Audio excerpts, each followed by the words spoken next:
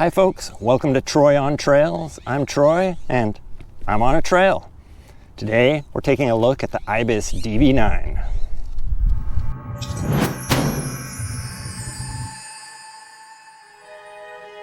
This bike is really in a class of its own.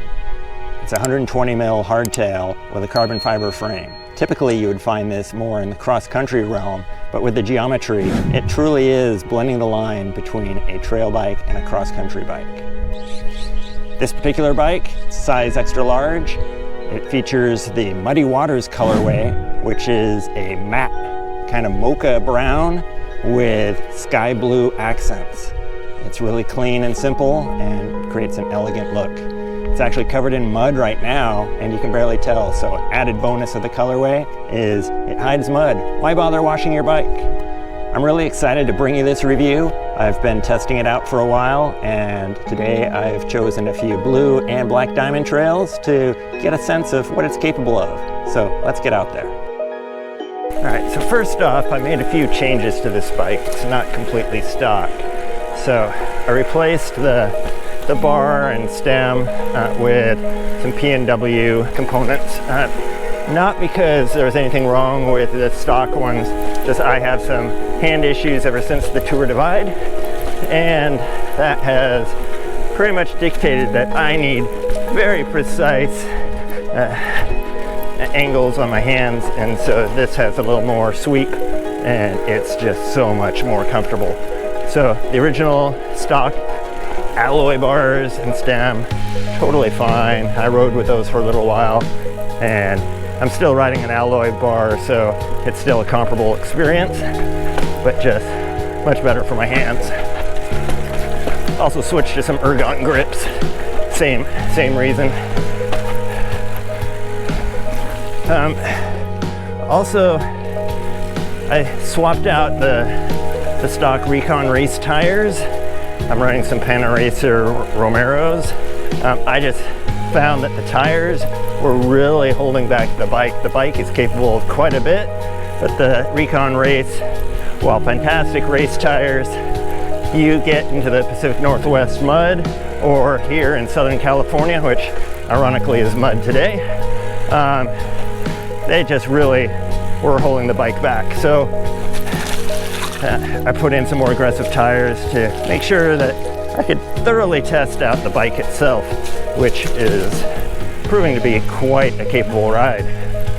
The Ibis DV9 is really in a class of its own. It is a modern geometry bike, meaning slacker head tube, 69.5 degrees, shorter chain stays, 425 millimeter, and a steeper head tube angle. That's varying depending on frame size, but that really gives it a playful and confident ride.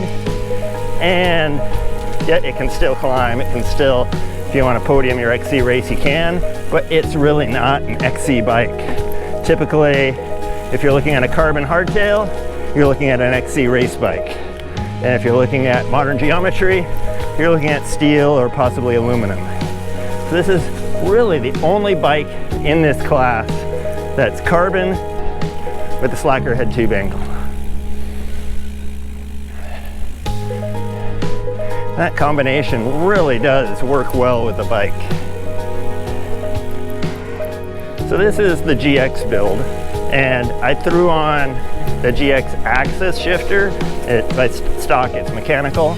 I just wanted to try that out at the same time. So it's slightly different, but really it's all the same GX components here. Ibis has really done a fantastic job of blending the two worlds between a fast, aggressive hardtail for cross-country racing to a more nimble, confidence-inspiring hardtail for more trail riding. It really can do both. I've taken this down a lot of black diamond trails and it's just confidently attacked them.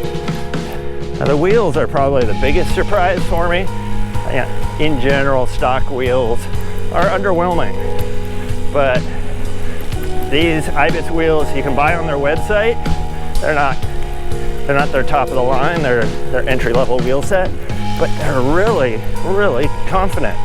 So the I-29 rims, they're really nice and surprisingly lightweight. I'm used to OEM rims being boat anchors and one of the first upgrades you need to make on a bike, but feeling these wheels will serve you well for some time. I've certainly put them through their paces thus far over some extremely rough trails and have had zero issues. I'm fascinated how wet everything is here. I know it's been raining a lot, but it's also been sunny for the last week. But it's still taking quite a while to dry out.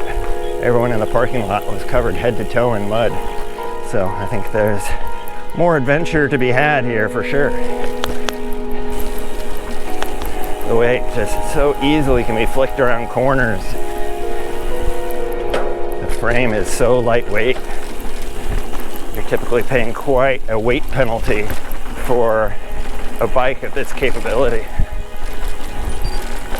Now, it's obviously not full suspension and you're not getting any of those benefits, but the carbon frame really does a good job of evening out some of those bumps and keeping you firmly planted on the trail so you can accelerate and make those corners.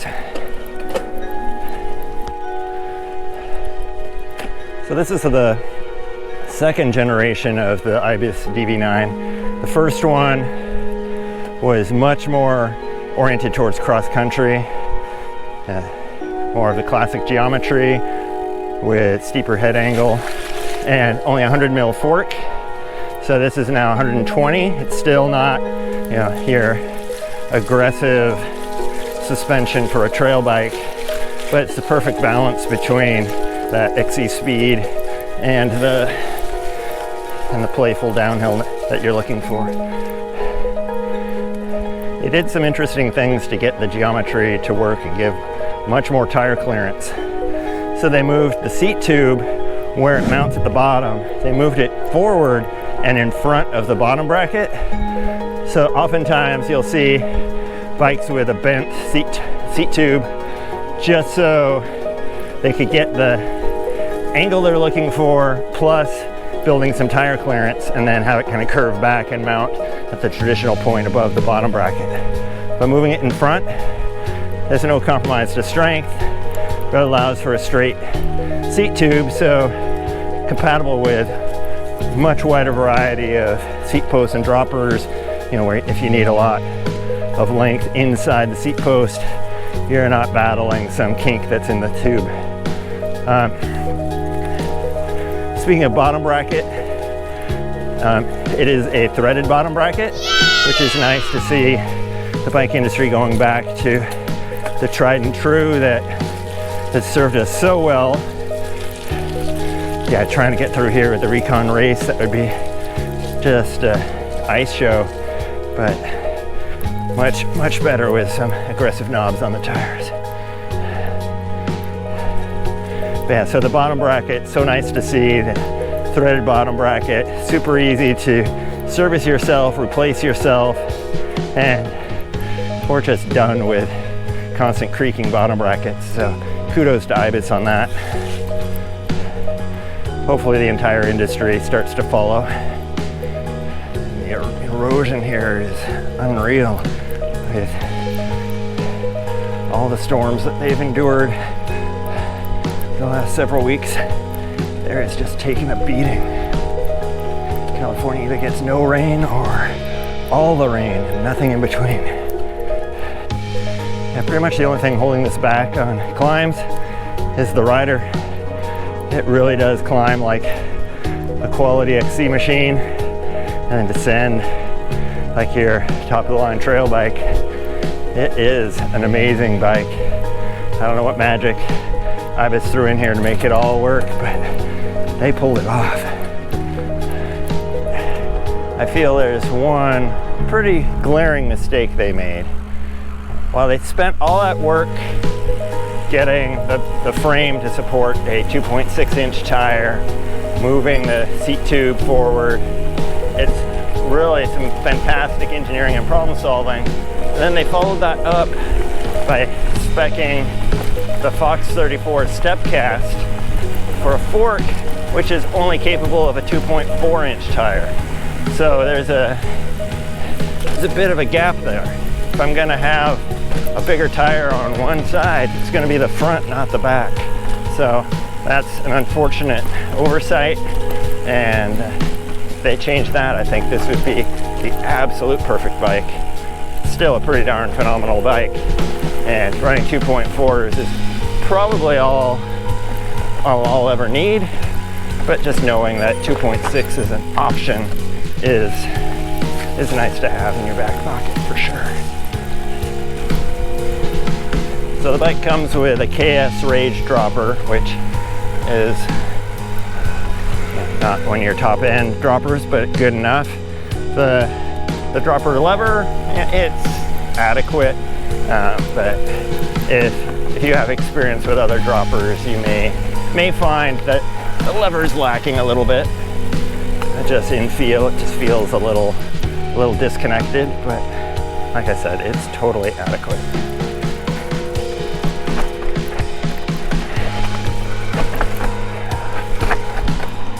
Being a hardtail, it certainly shines on the buff, flowy singletrack, but it really holds its own on the Black Diamond chunk as well. It's really impressive. There are times where I feel like a 140 fork on the front would be nice, but it would really depend on how badly it affected the geometry, because the geometry is just perfect. So a little bit on the specs of the bike. Comes stock with the Ibis 933 wheel set, which is their alloy wheels with a 29mm internal width, which is perfect for the tire sizes the bike's capable of. Again, I've swapped out the tires. These are the Panaracer Aliso, and comes stock with the Maxxis Recon Race, which are fantastic tires. I just wanted a little bit more meat on the tire to really test the bike. I've tested it with both. It's phenomenal, but to really get rowdy with it, having beefier tires is the way to go. Then it comes with a Fox 34 step cast fork, and that is attached through an integrated headset. Up top, it comes with the Ibis alloy bar and stem. 35mm is spec'd on the extra large, and I kept the size the same. Again, I swapped that out with some PNW components just because of my hands. Otherwise, there was nothing wrong with the originals. Moving back, you can see it's got NX cranks. Those are stock, even though this is the GX build. Comes with a GX derailleur and NX cranks, NX shifters. That is the GX build. This bike is just such a pleasure to ride. Where have you been my whole life? So often, I think I'm getting myself into trouble and the bike just bails me out. Just accepts whatever you throw at it. Please, may I have another? I've been on this fire road climb for a while now and keep passing hikers. They all have the exact same comment.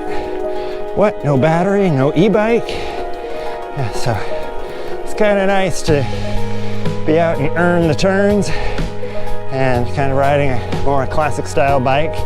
So most people out here, as those comments would suggest, are on e-bikes and they're on full suspension. And yeah, I'm a little weird out here, probably a little weird everywhere, but I'm loving it. Ibis's take on the modern geometry hardtail is spot on. 66.5 degree head tube angle. It can just roll anything. Just bombing into Black Diamond trails with confidence. Not just any hardtail can do that.